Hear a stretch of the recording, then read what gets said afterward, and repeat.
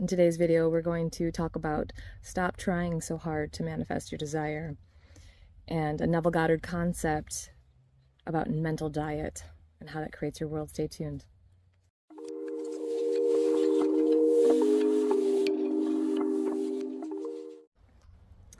So today I am inspired to talk about stop trying so hard to manifest your desire and instead go inward.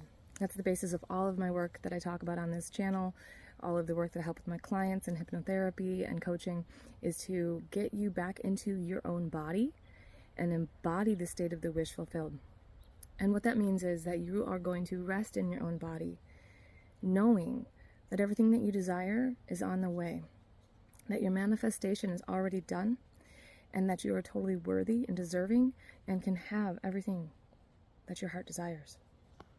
Okay, now I want to talk a little bit about this specific person concept and how it applies to stop trying so hard and how it applies to your mental chatter, your mental diet, they call it, and what you can do to be in alignment with that which you desire. So let me tell you a little bit of my back history. I don't usually go into myself on this channel because I like to be private. But I used to be very, very deeply insecure. And now there's still some mild insecurities that come up now and then. But for the most part, I'm very confident in who I am, very confident in how I show up in the world, and very confident in knowing that what I desire and what I need to live a very happy and peaceful life is on the way, always. And I have that trust in Creator. I have that trust in God, universe. Okay? But I wasn't always there. And it wasn't that long ago, 6 years ago, that I truly loathed my own self. Truly, I would say hated myself. And I hit a rock bottom moment. I had an awakening, a mini awakening, and discovered that I didn't really love myself and went on this self-love journey. And then about 2-3 years ago, I discovered Neville Goddard and the law of attraction, or the law of assumption rather, and how it went against all of the law of attraction techniques that I had been trying up until that point with frustration because it doesn't work for me. But the law of assumption, the way that it's stated, the way that Neville Goddard speaks about your mental world and your mental state really truly resonates for me in what I believe. And so over the last 6 years, I basically was doing the mental diet in the way that Neville Goddard speaks about. I was correcting any thoughts, any actions or things that I would do that were not nice to myself. If I had thoughts that were negative or self-shaming or self-loathing, I would change them. And I would say, hey. I called her my inner mean girl. I would say, hey, not today, and I would send her off on her way, and I would say, I'm in charge now, and here's what we actually think. And I would say nice things to myself in the mirror and say, I love you, and you're amazing, you're doing a great job, until those things became a reality. And so that's what the Neville Goddard concept of mental diet is. It's basically just positive self-love talk. Okay, because if you don't have that foundation, that base, every time your specific person comes into your life, you are going to feel insecure. You are going to feel all of that shit that needs to be addressed, whether or not you have a specific person or not. You are going to have to take a look at that inner state, that inner world, and ask yourself, is this the kind of person that I would be if I were with that person that I desire? Is this how I would be showing up? Is this how I would want to be in my relationship? Constantly needing validated, constantly insecure, constantly worrying, jealous, fill in the blank, you name it. No, you would want to feel peaceful, relaxed, loved, deserving, and just like so cherished and adored, feeling safe, comfortable in your body, right? All those things we cultivate within us. They don't come from someone outside of us making us feel that way. It comes from within. And so the self-concept, the mental diet thing, I think is more important than any of these techniques that you might be learning about, okay, online. Side note, I will never post a video to like a clickbait video that says manifest what you desire in 3 days, make $1 million in 3 days, get a text in 3 days, get a commitment from your specific person in 3 days. Like, I just don't understand how the entire concept of law of assumption, it kind of gets me a little angry, is so bastardized that it's missing the whole point. It's actually spinning people deeper into anxiety and further away from creating what they desire, when we are all given this beautiful gift to create, to be the creator and the creation all in one.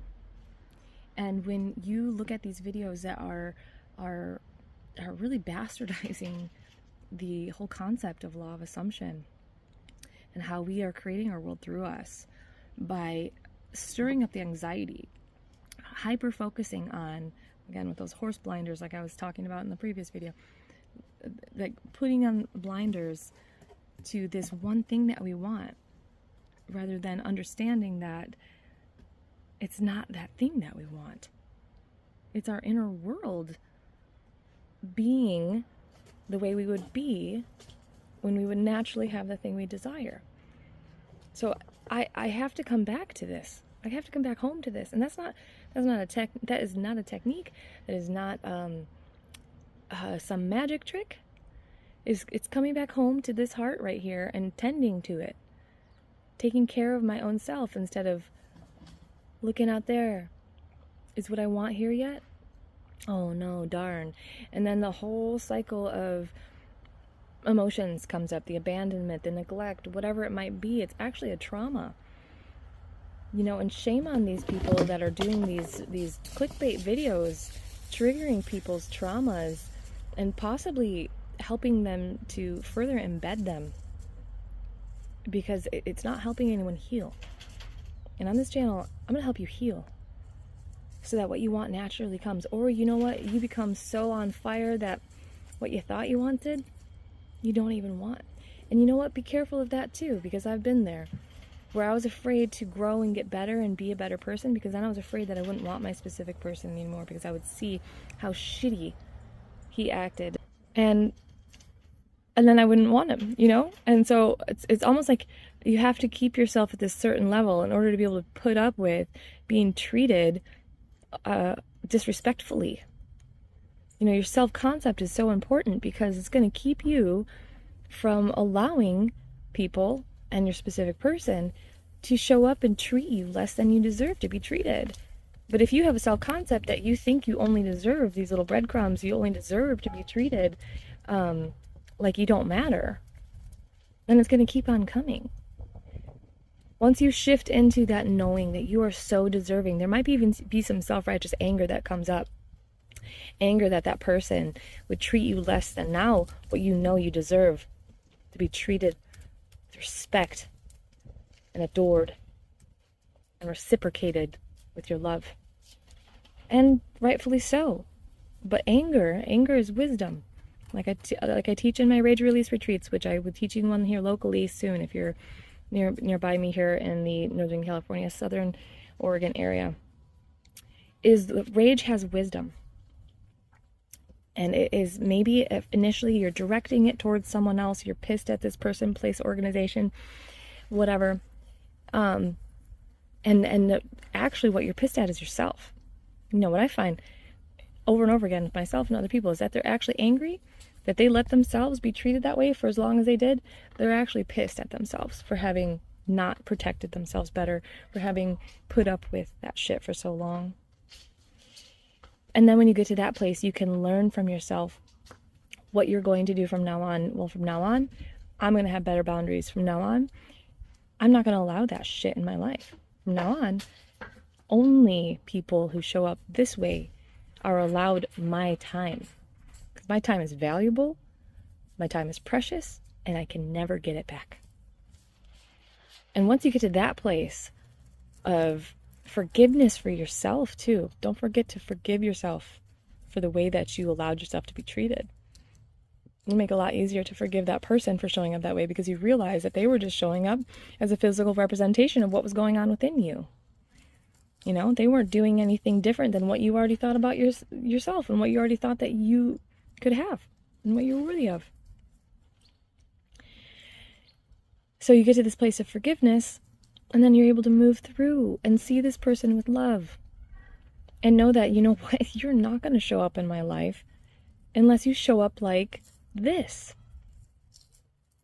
And until then, I'm going to be over here doing my thing, sexy as F. And you know what? If you show up and you get to enjoy the time that I'm willing to give you, the love that I'm willing to shower on you, if you show up the right way, you might get lucky enough to be a part of that. But in the meantime, sitting around and using techniques to try to get this person back into your life, you're going about it all the wrong way. You know, you can imagine your person coming into your life, but if the rest of your day you're going, oh, why hasn't my person called me? Or, oh, I wonder if he or she is with someone else, and your thoughts are running rampant, wouldn't it make more sense? Wouldn't it make more sense to use that time to get yourself into a state of being with a mental diet? And to be quite honest, even doing imaginations, if you aren't from that place of being that you deserve what you want, it becomes very difficult to do an imagination. Drop a comment below if you agree, because I've been there trying to imagine, you know, me counting out $10,000 in $100 bills, you know, like my mind is like, what? That doesn't even make sense until I am in alignment with abundance, worthy of abundance, infinite wealth within me already. I deserve everything that I desire. I deserve to have enough. I deserve to have extra.